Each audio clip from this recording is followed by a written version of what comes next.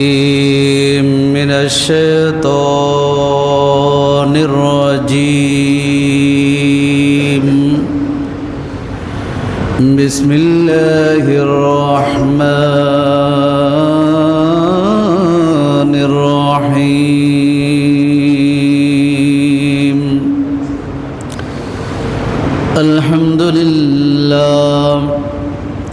الحمد لله رب العالمين،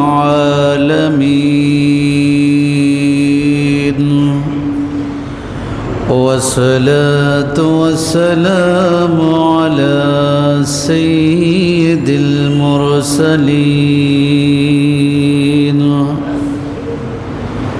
والصلاة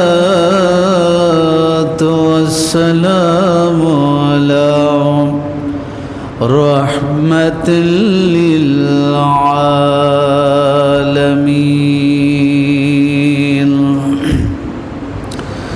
وعلى آلك وصحبك سيدي يا شفيع المذنبين. أما بعد، فقد قال الله تعالى عز وجل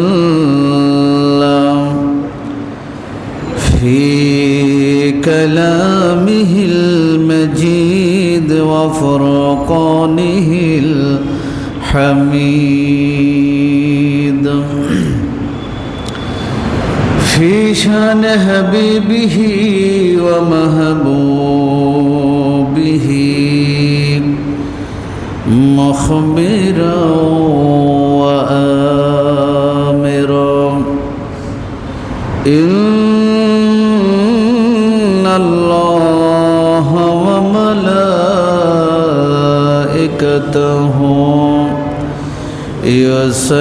يصلون على النبي يا أيها الذين آمنوا صلوا عليه وسلموا تسليما. صلى الله على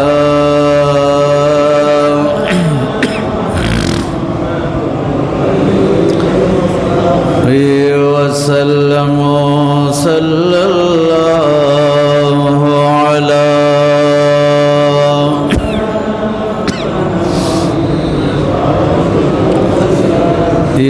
وسلم صلى الله على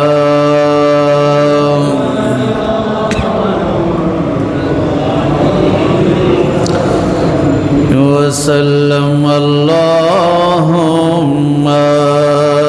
صل على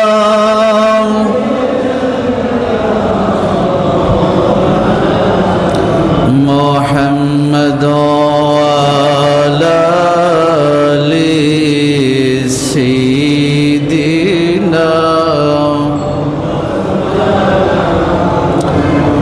يا رسول الله حبيب خالق کی تاتوئی برگزیدہ ذوالجلال پاک بے ہم تاتوئی. اللهم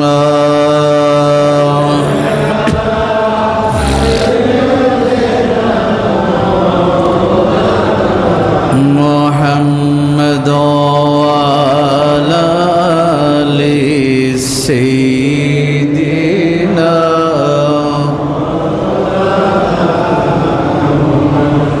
يا رسول الله تهداني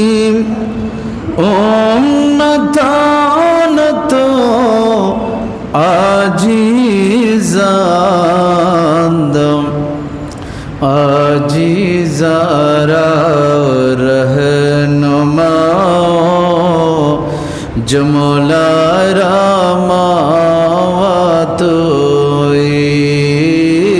আল্লাহুম্মা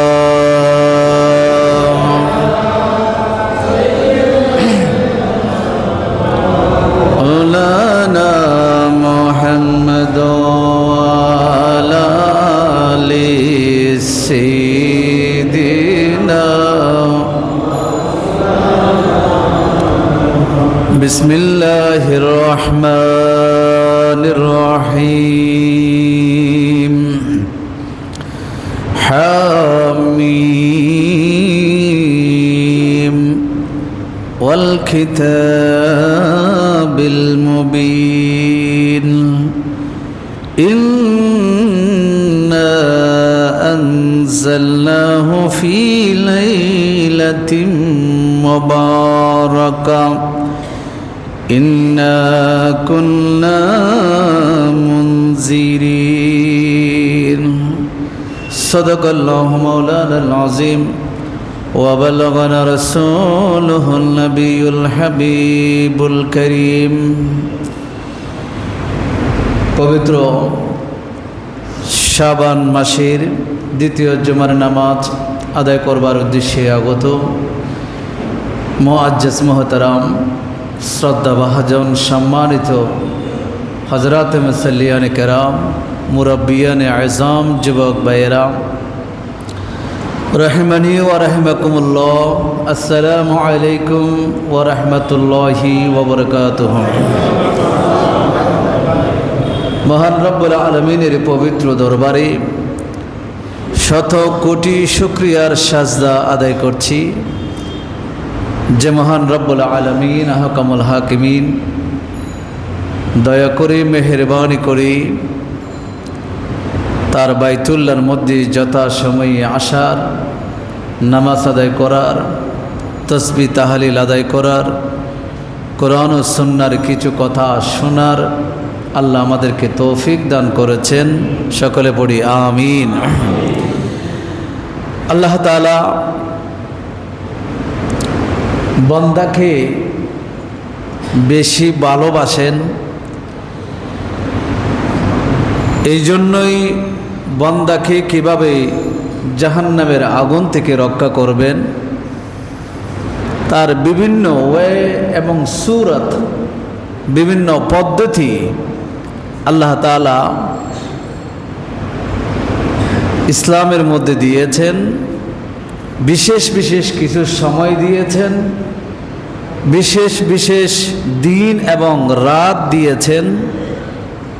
সেই বিশেষ বিশেষ সময়ে বান্দা যখন আল্লাহ তাআলার সান্নিধ্য পাওয়ার জন্য ইবাদত বন্দেগী করে, জিকির আজকার করে, খানা ফিনা মেজবানের আয়োজন করে, গরিব মিসকিনদেরকে আহার করায়, আত্মীয় স্বজনকে আপ্যায়ন করে আল্লাহ তাআলা খুশি হয়ে সেই বান্দা যারা আল্লাহর কাছে যেতে চায় আল্লাহ তাআলা তাদেরকে কাছে টেনে নেন। বড় করে বলি সুবহানাল্লাহ।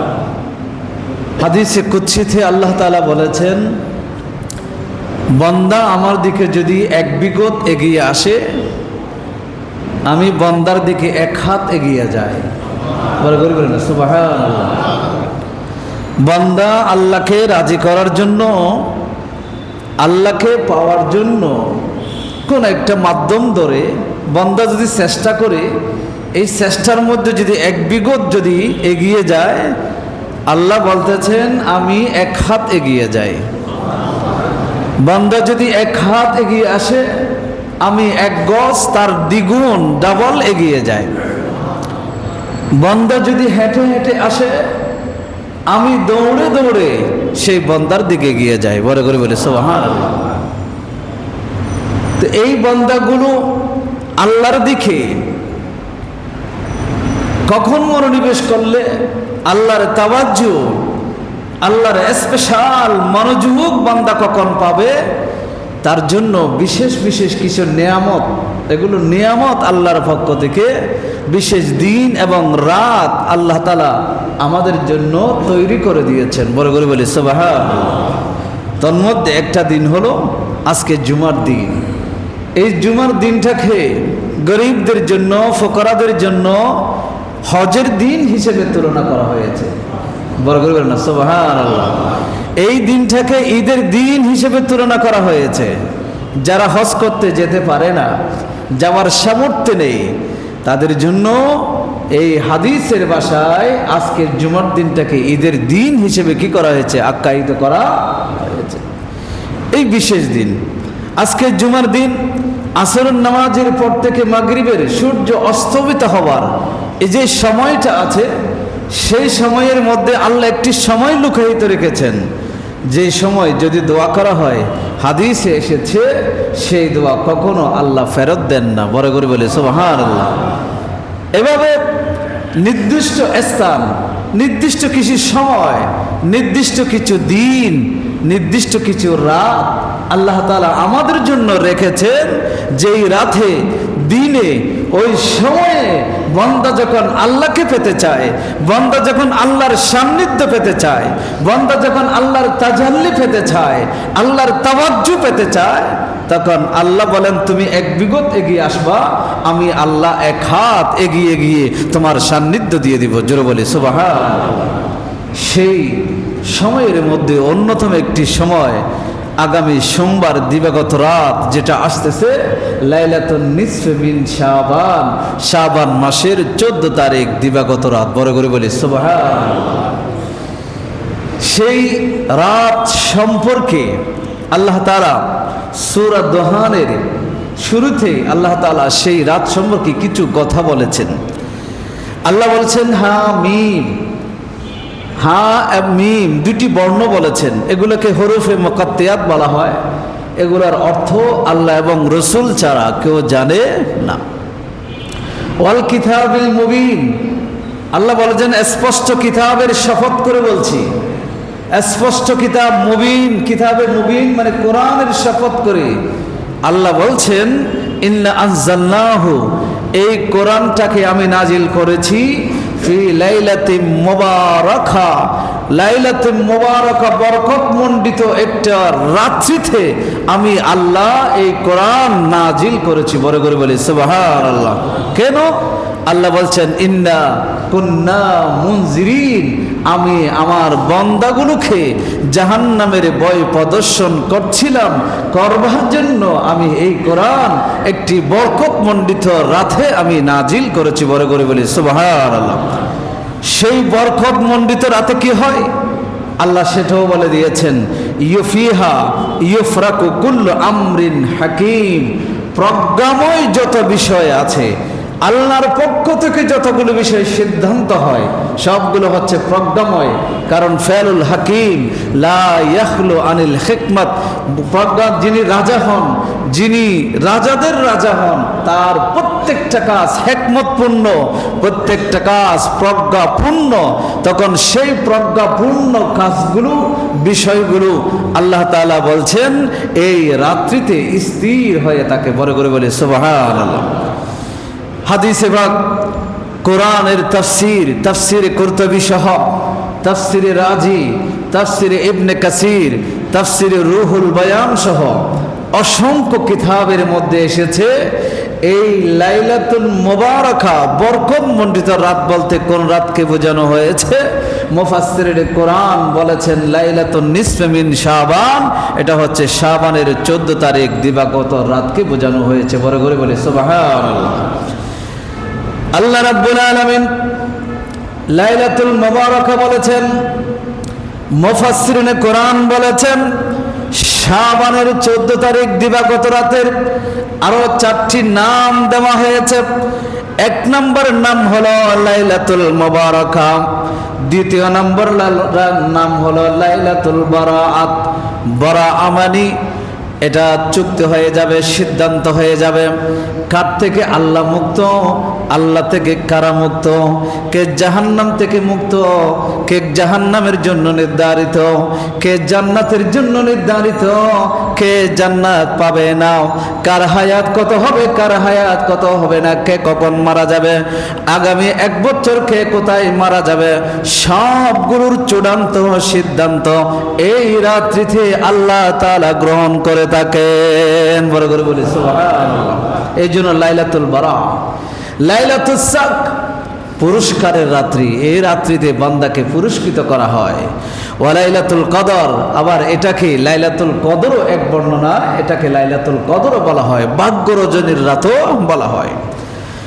হাদিসে পাকের মধ্যে এসেছে হযরতে আব্দুল্লাহ ইবনে আব্বাস রাদিয়াল্লাহু তাআলা আনহুমা, উনি জলিলুল কদর সাহাবীদের একজন ছিলেন। হযরত ওমর ইবনুল খাত্তাব রাদিয়াল্লাহু তাআলা আনহু তাকে সাথে রাখতেন সব সময়। ছোট্ট সাহাবী, বয়সে ছোট, রাসূলের চাচাতো ভাই, এরপরও তাকে সাথে রাখতেন। অনেকে বলতো আমরা বড় বয়স্ক মানুষ আছি, যে ইবনে আব্বাস তিনি ছোট মানুষ, তাকে কেন সাথে রাখে? তখন একটা ঘটনা আছে, ইজা জা আনাসরুল্লাহি ওয়াল ফাত, এই সূরাটা নাজিল হওয়ার পরে জিজ্ঞেস করেছিলেন, কে তোমরা কি বুঝেছো সেটা বলো। তখন সবাই এক একটা উত্তর দিয়েছিল, কিন্তু আব্দুল্লাহ ইবনে আব্বাস রাদিয়াল্লাহু তাআলা আনহুমাকে জিজ্ঞেস করলেন, তুমি কি বুঝেছো বলো। তখন তিনি বলেছিলেন, এই সূরার মাধ্যমে বোঝা যায় আল্লাহর রাসূল সাল্লাল্লাহু আলাইহি ওয়াসাল্লাম আমাদের কাছ থেকে বিদায় গ্রহণ করবেন। বড় করে বলি সুবহানাল্লাহ। তিনি যা বুঝতেন সেটা কেউ বুঝতো। এমন একজন মুফাসসিরে কোরআন, যাকে রঈসুল মুফাসসিরিন বলা হয়, তিনি বলছেন যে ইউহকিমুল্লাহু আমরাদ দুনিয়া ইলা কাবিলিন ফি লাইলাতিল কদরে মা কানা মিন হায়াতিন আও মৌতিন আও রিজকিন। এই রাত্রিতে আল্লাহ তাআলা দুনিয়াবি যত বিষয় আছে সবগুলোর সিদ্ধান্ত চূড়ান্তভাবে গ্রহণ করেন। লাইলাতুল কদর পর্যন্ত বাজেট প্রণয়ন করে দেন। সেই বাজেটের মধ্যে কি কি থাকে, কার হায়াত কখন শেষ হবে, মৃত্যু কিভাবে হবে, কোথায় হবে, তার রিজিক কি পরিমাণ হবে, এই সব বিষয় আল্লাহ তাআলা এই শাবানের 14 তারিখ দিবাগত রাতে আল্লাহ তাআলা চূড়ান্তভাবে কি করেন, সিদ্ধান্ত গ্রহণ করেন। বড় করে বলি সুবহানাল্লাহ। আব্দুল্লাহ ইবনে আব্বাস তিনি রাসূলের সাহাবী। আমরা কি তার কথা বিশ্বাস করব না? আজকে 1500 বছর পরে এসে কেউ যদি বলে লাইলাতুন নিসফে মিন শাবান, শব বরাত বলতে কোনো রাত নেই, এগুলো সব বিদআত, এই কথা যারা বলে তাদের কথা বিশ্বাস করব? বলেন না, কার কথা বিশ্বাস করব? আব্দুল্লাহ ইবনে আব্বাস রাদিয়াল্লাহু তাআলা আনহুমার কথা আমরা বিশ্বাস করব। এই যুগে এসে কেউ যদি বলে সে কথা বিশ্বাস করা যাবে না। এখানে অনেকগুলো বিষয় আসলে জড়িত, সবগুলো বিষয় নিয়ে কথা বলা আসলে সম্ভবই না, এরপরও কিছু কথা বলতে হয়। হযরত ওসমান বিন মুহাম্মদ ইবনে আল মুগীরা ইবনুল আখনাস একজন রাবী, তিনি হাদিস বর্ণনা করেছেন। নবী করিম সাল্লাল্লাহু আলাইহি ওয়াসাল্লাম ইরশাদ করেছেন, তুকতাউল আজাল মিন শাবান ইলা শাবান, এক শাবান মাস থেকে অন্য শাবান মাস পর্যন্ত যে মানুষের এটা হায়াতটা ক্যান্সেল করা হয়, হায়াত ক্যান্সেল করা হয়। কার হায়াত সে কতদিন বাঁচবে সেটা তো মাতৃগর্ভে নির্ধারিত থাকে, কিন্তু এটা প্রতি বছর এক শাবান থেকে আরেক শাবান পর্যন্ত এর ভিতরে চূড়ান্ত করা হয়, একদম ফাইনাল করা হয় এই মানুষটা এই বছর এই তারিখে ওই জায়গায় সে কি করবে, মৃত্যুবরণ করবে, এটা নির্ধারণ করা হয়।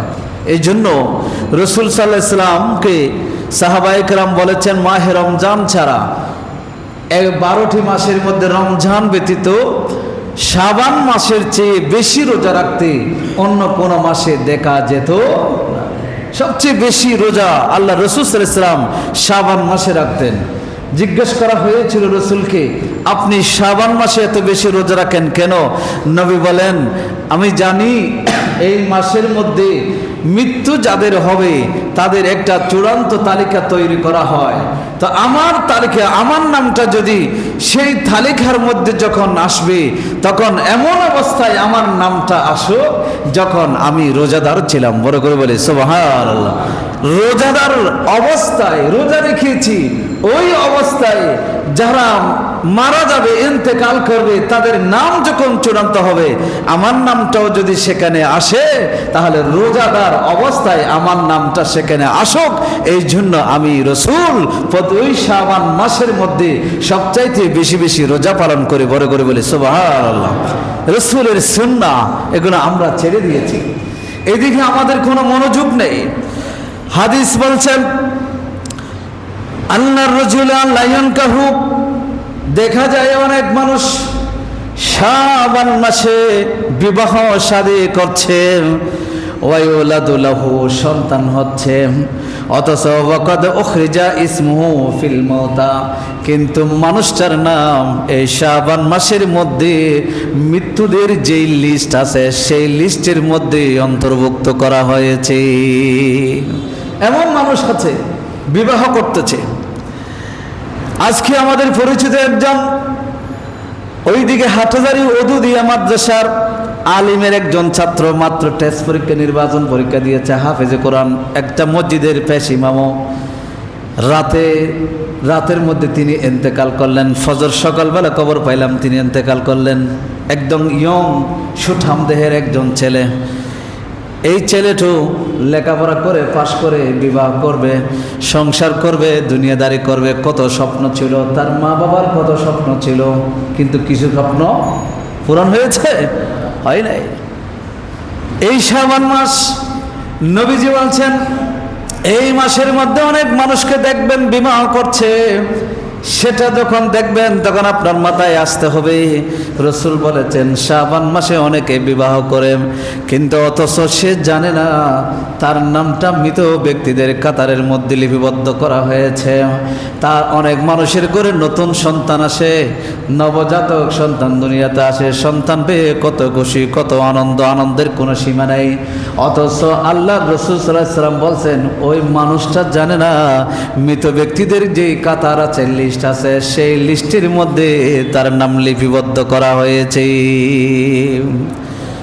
বুঝে রে বা, আজকে আমরা কত আনন্দতে লিপ্ত, কত স্বপ্ন দেখছি, আমি জজ হব, ব্যারিস্টার হব, আমি কত কিছু হব, কোটি কোটি টাকা ইনকাম করব, অট্টালিকা বানাবো, ভালো দামি গাড়িতে চড়বো, কত স্বপ্ন দেখছি। অথচ আল্লাহর রাসূল সাল্লাল্লাহু আলাইহি ওয়াসাল্লাম বলেন ও আমার উম্মত শুনো, তুমি যে এত স্বপ্ন দেখছো ওই স্বপ্নের গোরের মধ্যে থেকো না। তুমি চিন্তা করো, তোমার মাথায় যখন স্বপ্নের কথা আসে তুমি একটা জিনিস জেনে রাখো, হয়তো তোমার নামটাও মৃত্যুদের কাতারে লিপিবদ্ধ আছে। এই জিনিসটা ঢুকানোর জন্য আল্লাহ রাসূল সাল্লাল্লাহু আলাইহি ওয়াসাল্লাম সর্বদা চেষ্টা করেছেন। তুমি যেটা নিয়ে চিন্তা করতেছো সেটা তোমার না, যেই বিষয় নিয়ে তুমি চিন্তা করতেছো সেটা তোমার না, কারণ তোমার নামটা তো আল্লাহ কোথায় রেখেছেন তুমি জানো না। এই জন্য আমাদের সর্বদা চিন্তা থাকতে হবে, আমাদের মাথায় থাকতে হবে, যখন নতুন কোনো জিনিস দেখব, আশা করব, কারো কাছে যখন অট্টালিকা কোনো কিছু দেখব, ধন সম্পদ দেখব, আমার ভিতরে যখন নফসের চাহাত, নফসের হাহিয়াতের নফস যখন সেটা তালাশ করবে, আমাকে চিন্তা করতে হবে আমি তালাশ করতেছি, হয়তো এটাও হতে পারে আমার নামটা ওই কাতারের মধ্যে লিপিবদ্ধ আছে। এটা হতে পারে, কেউ তো জানে না, কেউ বলতেও পারে না। রাসূল আরো বলেছেন, হাদিসে পাকের মধ্যে এসেছে, ইমাম রাজি রাহমাতুল্লাহি আলাইহি এই রাতের 5টি স্পেশাল বৈশিষ্ট্য বর্ণনা করেছেন। এক নাম্বার যেই বৈশিষ্ট্য বর্ণনা করেছেন সেটা যেটা এখন বর্ণনা করলাম, এই রাত্রিতে সব কিছুর সিদ্ধান্ত গ্রহণ করা হয়। দ্বিতীয় নম্বর বৈশিষ্ট্য ইমাম ফখরুদ্দিন রাজি রাহমাতুল্লাহ আলাইহি বলেন, এই রাত্রিতে ইবাদত করলে বেশি বেশি সওয়াব দেওয়া হয়। কত সওয়াব দেওয়া হয়? রাসূল বলেন, মান সাল্লা ফি হাযিহিল লাইলা মিয়াতা রাকাআ, এই রাত্রিতে যারা 100 রাকাত নফল নামাজ আদায় করবে, আরসালাল্লাহু ইলাইহি মিয়াতা মালাকিন, 100 জন ফেরেশতা আল্লাহ তাআলা তার জন্য মোতায়েন করে দেবে। বড় করে বলে সুবহানাল্লাহ। 30 ইউবাশশিরুনাহু বিল জান্নাহ, 30 জন ফেরেশতা জান্নাতের শুভ সংবাদ দিবে। মানুষ যখন মৃত্যুবরণ করে সে অনেক সময় ঈমান হারা হয়ে যায়, শয়তান তো আমাদের পিছনে লেগে আছে। আমি ধারাবাহিক কয়েকটা জুমার মধ্যে এক সময় আলোচনা করেছিলাম, যে ব্যক্তি সাকরাতের বিছানায় মান ক্বালা লা ইলাহা ইল্লাল্লাহ দাখালাল জান্নাহ, মান কানা আখিরু কালামিহি লা ইলাহা ইল্লাল্লাহ দাখালাল জান্নাহ, যে ব্যক্তি সর্বশেষ লা ইলাহা ইল্লাল্লাহ মুহাম্মাদুর রাসূলুল্লাহ সাল্লাল্লাহু আলাইহি ওয়াসাল্লাম পড়ে পড়ে দুনিয়া থেকে যেতে পারবে, সে সোজা জান্নাতে প্রবেশ করবে। আমার রাসূল সাল্লাল্লাহু আলাইহি ওয়াসাল্লাম আরো বলেছেন, যে ব্যক্তি জুমার দিন অথবা জুমার রাত্রিতে মৃত্যুবরণ করবে, ওই ব্যক্তি কবরের আযাব থেকে নিরাপদ থাকবে। অন্য হাদিসের মধ্যে এসেছে সেও জান্নাতের মধ্যে প্রবেশ করবে। জোরে বলে সুবহানাল্লাহ। আমার বন্ধুরা, হাদিস বলছে এই যে জান্নাতের পাওয়ার জন্য আমরা কত কিছু করি, যারা জান্নাত তালাশ করে তারা কত কিছুই না করে। কিতাবের মধ্যে দেখেছি আল্লামা বুরহানুদ্দিন মারগিনানী রাহমাতুল্লাহ আলাইহি, উনি বিখ্যাত একটা হানাফি মাযহাবের কিতাবের লেখক, যেটাকে হেদায়া বলা হয়, ফিকার কিতাবের লেখক। তিনি এই কিতাবটা লিখেছেন লাগাতার 13 বছর অধ্যয়ন করে লিখেছেন। ইমাম বুখারী শরীফ লিখেছেন 16 বছর অধ্যয়ন করে, 16 বছর পরিশ্রম করে একটা কিতাব লিখেছেন। আর ইমাম বুরহানুদ্দিন মারগিনানী 13 বছর তিনি এই কিতাবটা পরিশ্রম করে লিখেছেন, কষ্ট করে লিখেছেন। এই 13 বছরের মধ্যে বছরের নিষিদ্ধ সময় ছাড়া যতগুলো দিন ছিল, মাস ছিল, প্রত্যেকটা দিন তিনি রোজা পালন করেছেন। বড় করে বলে সুবহানাল্লাহ। কারণ শুধু রোজা পালন করেছেন, 13টা বছর রোজা রেখেছেন শুধু এই উদ্দেশ্যে, যেই দিনের খেদমত আমি করছি এই দিন দ্বারা যেন মানুষের উপকার হয়, মানুষ যেন উপকৃত হয়। তো লাভটা কি? বলে মানুষ উপকৃত হলে কিয়ামতের ময়দানে আল্লাহর দরবারে নবীর সামনে দেখাতে পারবো, ওগো রব্বুল আলামিন কিছু করতে পারি না, কোনো ইবাদত দিয়ে জান্নাত পেতে পারি না, তবে তোমার দ্বীনের খেদমত করেছিলাম, এই খেদমতটা দুনিয়াতে কবুল হয়েছিল, মানুষের কাছে গ্রহণযোগ্যতা পেয়েছিল, মানুষ উপকার পেয়েছিল, এই একটা আমল দিয়ে তুমি আমাকে জান্নাত দাও। বড় করে বলে সুবহানাল্লাহ। উদ্দেশ্য ছিল শুধু জান্নাত, আল্লাহকে রাজি করা। এই একটা কিতাব লিখবে, ওই একটা কিতাব যেন দুনিয়াতে মকবুলিয়তের দরজা পায়, আল্লাহর দরবারে যেন কবুল হয়, রাসূল যেন সন্তুষ্ট হয়। এই একটা কিতাবকে এই জায়গায় নিয়ে যাওয়ার জন্য 13টা বছর রোজা রেখেছে। অথচ 13 বছর এরকম পুরা বছর সহ রোজা রাখলে, কোনো মানুষ রোজা রাখলে সে তো জামানার ওলি হয়ে যাবে। অথচ সেই রোজাকে ওসিলা বানায় দেয়। ওসিলা বানাচ্ছে কাকে? যে কিতাবটা তিনি লিখেছেন সেই কিতাবকে। বুঝাতে চাচ্ছি সে কথা যে আজকের এই রাত্রির গুরুত্ব, আমরা তো সেই অনেক আছি, আমরা সাধারণ পাবলিক আছি, আমরা তো সেই জায়গা যাওয়ার কোনো সুযোগ আমাদের নাই। রাসূল বলেছেন সেই 30 জন ফেরেশতা জান্নাতের শুভ সংবাদ দিবে।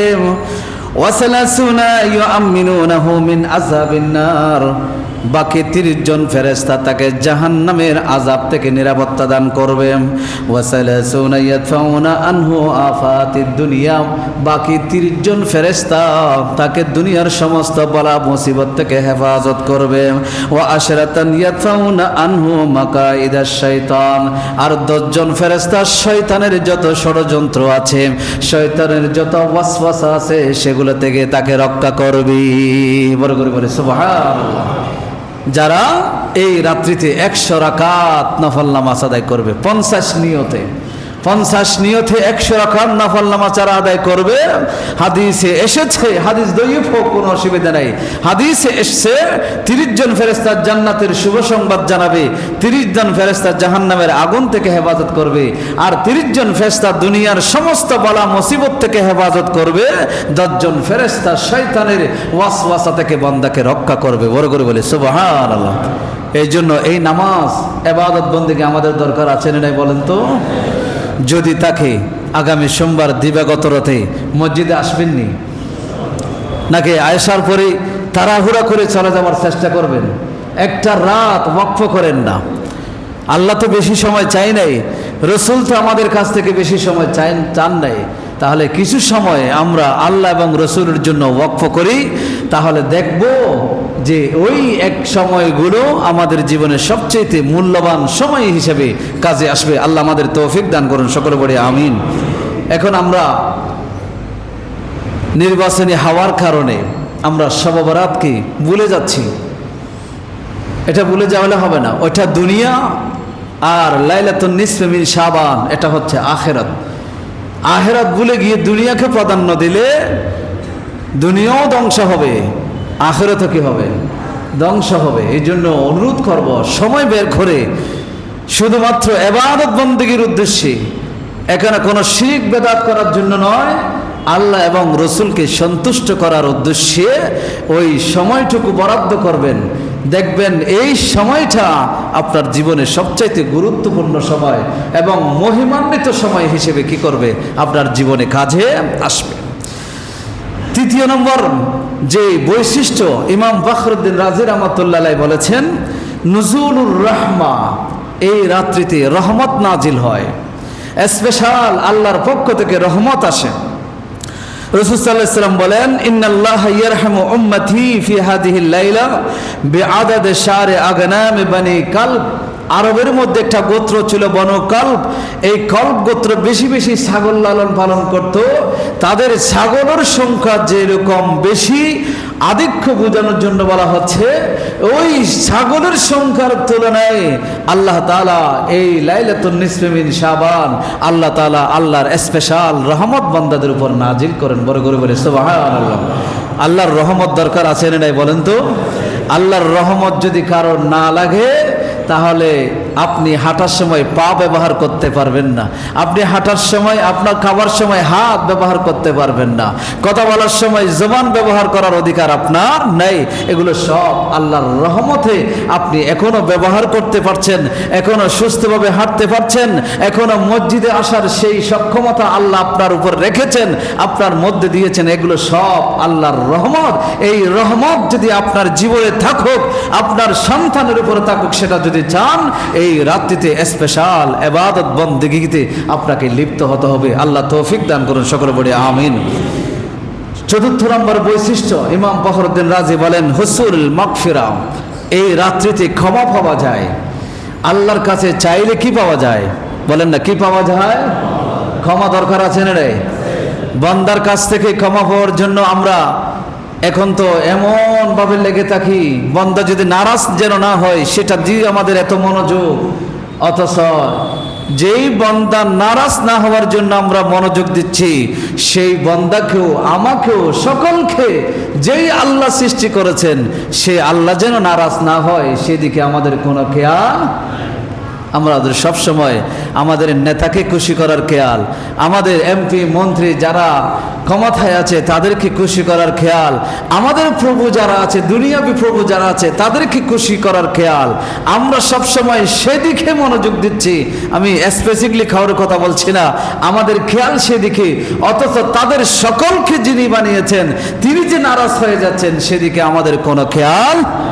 কিন্তু বান্দা হিসেবে আমাদের খেয়াল সেদিকে আসা দরকার ছিল, সেদিকে আমাদের মনোযোগ দেওয়া দরকার ছিল। কখন আমরা খেয়াল করব? আমার এগুলো বুঝে আছে না। দিন দিন মানুষের এত অধপতন হচ্ছে, আমাদের চরিত্রের, নৈতিক চরিত্রের এত অধপতন হচ্ছে, আমরা দিন দিন ওই দিকে চলে যাচ্ছি যে আমরা দুনিয়ার আমার উপরে যে আছে তাকে খুশি করার জন্য ব্যস্ত। অথচ আল্লাহকে খুশি করতে হবে, আল্লাহকে রাজি করাতে হবে, সেদিকে আমাদের কোনো ব্যস্ততা নাই। হযরত মূসা আলাইহিস সালাম যেই ফেরাউনের তাড়া খেয়ে লোহিত সাগরের পাড়ে গিয়ে দাঁড়ালেন, বনি ইসরায়েল 12টি গোত্রে বিভক্ত ছিল, তারা সেই লোহিত সাগরের ঢেউ দেখে ভয় পেয়ে গেল। সামনে সাগর, পিছনে ফেরাউনের সৈন্য, কোথায় যাব? পালানোর কোনো রাস্তা নাই। তারা বলল, মূসা আপনি আপনার রবের কাছে দোয়া করেন। মূসা আলাইহিস সালাম দোয়া করলেন, সেই লোহিত সাগরের মধ্যে 12টি রাস্তা তৈরি হলো। সেই রাস্তা দিয়ে মূসা আলাইহিস সালাম বনি ইসরায়েল পার হয়ে গেল। কিন্তু ফেরাউন সেই সমুদ্রের মাঝখানে যখন আসলো, আল্লাহ সমুদ্রকে হুকুম করলেন সমুদ্রের পানি ফেরাউনের সৈন্যদল সহ ফেরাউনকে সেই পানির মধ্যে ডুবিয়ে দিল। সেই ডুবন্ত অবস্থায় পানি খাচ্ছে, ওই অবস্থায় ফেরাউন মূসার কাছে আরজ করল, মূসা, আয় মূসা, আপনি যেই রবের কথা বলেন সেই রবের কথা আমি মানব, তোমার রবের উপর আমি ঈমান আনবো। মুসা রে, তুমি একটু দোয়া করো আমি যেন বাঁচতে পারি। আল্লাহ বলেন, মুসা রে, এই ফেরাউন 70 বারের উপরে মুসাকে ডেকেছিল। ফেরাউন ডেকেছিল, মুসা আমাকে রক্ষা করো, আমার সৈন্যদেরকে রক্ষা করো, তুমি যা বলবা তাই মানব। আল্লাহ ওহী নাজিল করে মুসাকে জানিয়ে দিয়েছেন, মুসা রে, এই ফেরাউন তোমাকে এতবার ডাকার পরও তুমি ফেরাউনের কথায় রাজি হও নাই। কিন্তু সেই ফেরাউন সরাসরি যদি আমি আল্লাহকে একবার ডাকতো, আমি সাথে সাথে ছাড়া দিতাম। খালেস নিয়তে মুখলেস হয়ে এখন নিষ্ঠতার সাথে যদি সেই ফেরাউন তোমাকে না দেখে যদি আমি আল্লাহকে ডাকতো, আমি আল্লাহর সাথে সাথে সাড়া দিয়ে তাকে রক্ষা করতাম। বোঝাতে চাচ্ছিলাম, আমরা যাকে রাজি করার জন্য দুনিয়াতে এত পাগল হয়ে গেলাম, তাকে রাজি না করিয়ে তারও মালিক যিনি, সকলের মালিক যিনি, তাকে রাজি করার জন্য যদি আমরা ব্যস্ত হয়ে যাই, তাহলে দুনিয়ার সবল সৃষ্টি আমার উপর আপনার উপর সকলে রাজি হয়ে যাবে। বড় করে বলে সুবহান। তাহাজ্জুদের সময় যখন হয় তখন আপনি উঠে যান, সেই মওলার সাথে আপনি সম্পর্ক কায়েম করেন। দুনিয়ার কোনো শক্তি নেই আপনাকে ক্ষতি করবে, যদি আপনার নসিবে লেখা না থাকে। দুনিয়ার কোনো শক্তি আপনার ক্ষতি করতে পারবে না, আপনাকে লাঞ্ছিত করতে পারবে না। এটা তো পরীক্ষিত কথা। সেই জায়গায় আমরা নাই, ঘুমাতে ঘুমাতে রাত 12টা 1টা বেজে যায়, তাহাজ্জুদ 9 ফজর পর্যন্ত চলে যায়, আমাদের কোনো খবর থাকে না। এই জন্য আমাদের জীবনে অবদস্থ, আমাদের জীবনে রিজিকের সংকট, সম্মানের সংকট, সব কিছুর সংকট, এগুলো আমাদের জন্য অবধারিত হয়ে গেছে। আমি এই কথাটা বুঝেছি, আল্লাহকে রাজি করার জন্য চেষ্টা করেন। আল্লাহ রাসূল সাল্লাল্লাহু আলাইহি ওয়াসাল্লাম বলেছেন, ইমাম ফখরুদ্দিন রাজি রাহমাতুল্লাহ আলাইহি বলেন, এই রাত্রিতে মাগফিরাত পাওয়া যায়, ক্ষমা পাওয়া যায়। হাদিসে এসেছে, এই রাত যখন আসে, সূর্য অস্ত যাওয়া থেকে সূর্য ওঠা পর্যন্ত যে পিরিয়ডটাকে, সময়টা দেখেন, ইন্নাল্লাহা তাআলা ইয়াগফিরু লিজামিল মুসলিমিন, আল্লাহ তাআলা সমস্ত মুসলমানদেরকে যারা ক্ষমা চায়, আল্লাহর দরবারে যারা আসে, তাদের সবাইকে মাফ করে দেন। ফি তিলকাল লাইলা, এই রাত্রিতে তাদেরকে মাফ করে দেন। তবে কিছু মানুষকে মাফ করেন না। তারা কারা? লিকাহীন, যারা গণকের কাছে যায়, গণককে বিশ্বাস করে, এই মানুষগুলোকে আল্লাহ মাফ করেন না। ও মশাহিনীল, অথবা যে মানুষ পরস্পরের মধ্যে দ্বন্দ্ব লাগিয়ে রেখেছে, একে অপরের সাথে আপোষ করে নাই, তাদেরকে আল্লাহ মাফ করেন না। আও মুদমিনু খামরিন, যারা মদ্যপায়ী, মদ পান করে, আল্লাহ তাদেরকে মাফ করেন না। আও আকুল্লিল ওয়ালিদাইন, যারা মা বাবার নাফরমানি করেছে, মা বাবার অবাধ্য হয়েছে, আল্লাহ তাদেরকে মাফ করবেন না। আও মুসিরুন আলা জিনা, যারা ব্যভিচারে লিপ্ত, ব্যভিচারে জেনায় যারা লিপ্ত, বারবার জেনায় লিপ্ত, তাদেরকেও আল্লাহ তাআলা এই রাত্রিতে মাফ করবেন না। এই 5 শ্রেণীর মানুষ ছাড়া সবাইকে আল্লাহ তাআলা মাফ করে দিবেন, যদি মাফ চায়। যদি কি চায়? মাফ চায়। আপনি ঘরে বসে থাকলে আপনাকে মাফ করবে না। বলে যে মসজিদে কেন আসবো? সময় শেষের দিকে আমি দেখেছি 272 হিজরির লিখিত একটা কিতাব, 272 হিজরি, মানে আল্লাহ রসুলের মদিনা হিজরত এই যে শুরু হয়েছিল, সেখান থেকে 272 একদম একটা তাবিঈনদের যুগের লিখিত একটা কিতাব দেখলাম। সে কিতাবের মধ্যে দেখা আছে, মক্কার লোকেরা, নারী পুরুষ সকলে, এই যে লাইলাতুন নিসফি মিন শাবান আসলে তারা মসজিদে হারামের মধ্যে চলে আসতেন। জোরে বলেন না সুবহানাল্লাহ। দেখেন, মসজিদে হারাম, বাইতুল্লাহর মধ্যে নারী পুরুষের ভেদাভেদ নেই, এই জায়গার মধ্যে কোনো ভেদাভেদ নেই। কিন্তু এই মসজিদ ছাড়া যত মসজিদ আছে, সেখানে কিন্তু নারী পুরুষ পৃথক থাকতে হবে। যদি পৃথক থাকার ব্যবস্থা না থাকে, তাহলে নারীরা ঘরে থাকবে। যদি এখানে কোনো ধরনের ফিতনা ফাসাদের আশঙ্কা থাকে, নারীরা ঘরে ইবাদত বন্দি করবে, পুরুষরা মসজিদে আসবে। কোথায় আসবে? মসজিদে আসবে। এই কিতাবের রেফারেন্স দিয়ে বলতে পারি, এই যে লাইলাতুল নিসফি মিন শাবান, লাইলাতুল কদর সহ বড় বড় রাত্রিতে মুসলমানরা সমবেত হয়ে মসজিদে এসে, আল্লাহর ঘরের মধ্যে এসে আল্লাহর ইবাদত বন্দি করবে। বড় করে বলে সুবহানাল্লাহ। এটাই হলো নিয়ম, এটাই হলো তাবিঈনদের সুন্নাত। অনেক সাহাবাদের সুন্নত সেটা, আমরা সেটা বলে গিয়েছি। অনেক ভাইরা বলে, বিশেষ আরেকটা বিষয় আছে হালুয়া রুটি, এটা নিয়ে অনেক ফতোয়া আসে। হালুয়া রুটি নিয়ে কি আসে? ফতোয়া আসে। হযরতে মা খাদিজাতুল কুবরা রাদিয়াল্লাহু তাআলা আনহা, উনি জান্নাতি না জাহান্নামী বলেন তো? আওয়াজটা হচ্ছে না, কোনো সন্দেহ আছে? কারণ খাদিজাতুল কুবরা রাদিয়াল্লাহু তাআলা আনহা নবীজির সামনে উপস্থিত ছিলেন। আসার আগে জিবরিল এসে নবীজিকে বলেছিলেন, আপনার জন্য কিছুক্ষণ পরে খাবার নিয়ে আসবে এক মহিলা, তিনি জান্নাতি। জোরে বলি না সুবহানাল্লাহ। তিনি জীবিত থাকতে জান্নাতের শুভ সংবাদ দিয়েছেন কে? আল্লাহ। জোরে বলি না সুবহানাল্লাহ। আল্লাহ রাসূল সাল্লাল্লাহু আলাইহি ওয়াসাল্লামকে জান্নাতের শুভ সংবাদ দিয়েছেন। আচ্ছা, জান্নাত তিনি পেয়েছেন, এটা গ্যারান্টি সহকারে আছে, হাদিসে এসেছে তিনি জান্নাতি মহিলা।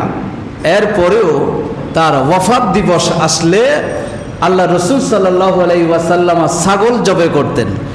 ছাগল জবে করে এই গোশতগুলোকে টুকরা টুকরা করে মা খাদিজাতুল কুবরা রাদিয়াল্লাহু তাআলা আনহার যে আত্মীয় স্বজন যারা ছিল তাদের ঘরে ঘরে তিনি এগুলো পাঠাই দিতেন। বড় বলবেন না সুবহানাল্লাহ।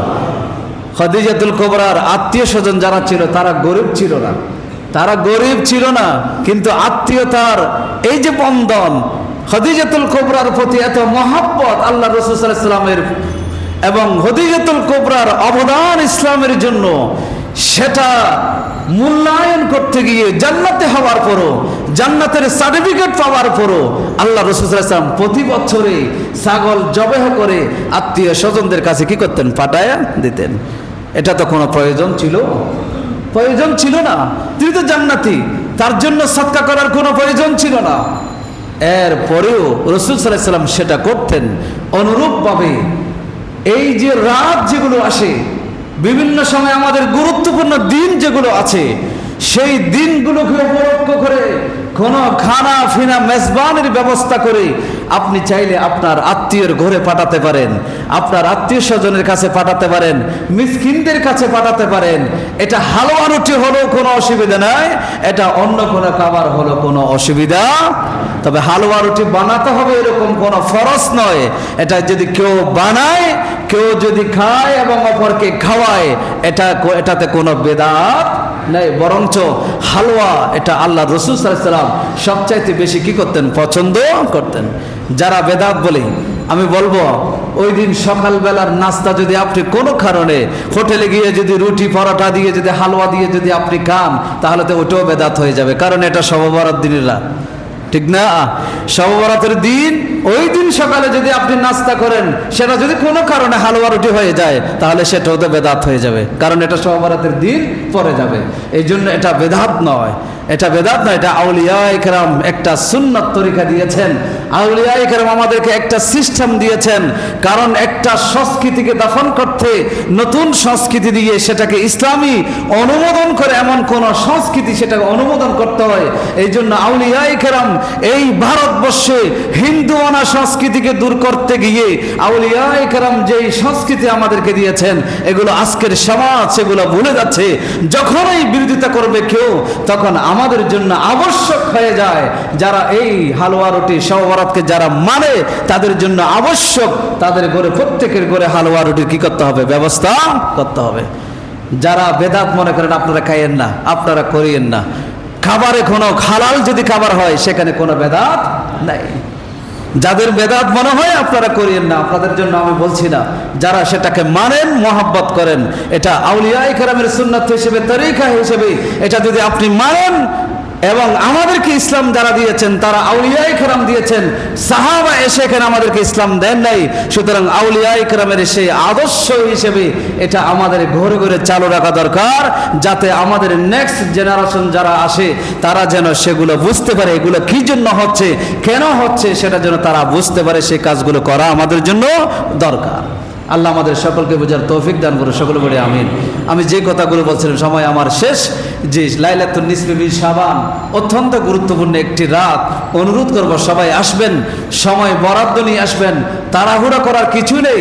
আমি আজকেই কথাগুলো বলে ফেলছি, ওই রাত্রে আমি বেশি কথা বলবো না, নামাজ পড়বো, নামাজ পড়ে আমাদের যেগুলো আনুষ্ঠান সেগুলো শেষ করে এরপরে আপনাদেরকে ফ্রি করে দেব।